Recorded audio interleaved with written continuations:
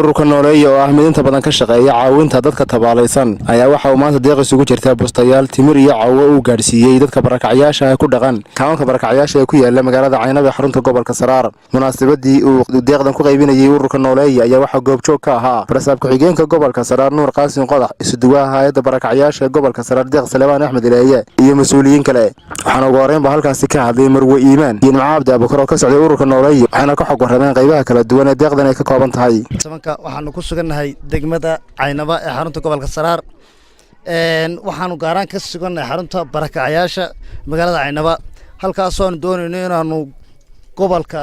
madaxda gobolka iyo kan barakacyaasha baanu ku wareejino deeqdii ay noo soo wakiilatay Dahabo Xasan oo reer Manchester ah oo ay ku soo wakiilatay anaguna ururka nooleeyo inaanu soo gaarsiinay halka waxaanu ku sugannahay Caynaba waxaanu halkan guddoonsiinaynaa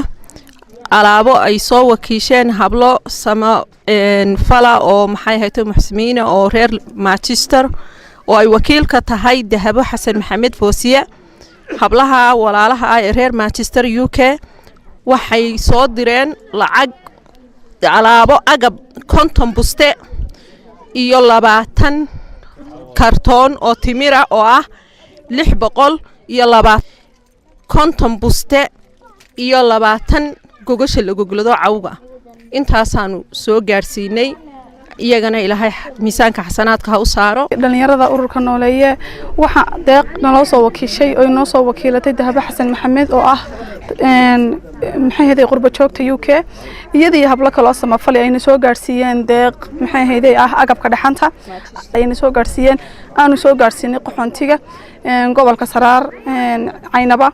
marka maxay haday imika waxaan ku sugannahay saacadan gobolka Saraar waxaan ku wareejinay maxay haday gudoomiyihii iyo Barsaab ku-xigeenkii gobolka Saraar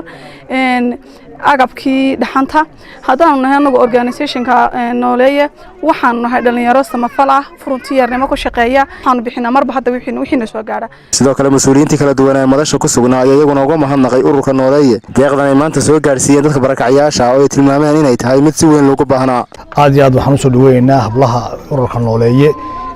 waxa weeyaan nabada noo yimi aad iyo aad baan ugu mahadcelinaa deeqdan ay noo keeneen ay soo dhiibeen hablaha jariyada qurba joogta ee ka mid tahay reer Manchester Dahabo Xasan Maxamed wakiilka ka yihiin aad iyo aad baan ugu mahadcelinaa waan soo dhaweynaynaa hadaan nahay hay'adda qaxoontiga iyo barakacyaasha qaranka gobolka Saraar iyo gobolka oo Barsaab ku-xigeenka nagala joogo dhammaan waan la wareegnay deeqda aan soo gaarsiiyay. bismillahir rahmaanir rahiim ilaahay baa mahad leh halka waxaan aad iyo aad uga mahadcelinayaa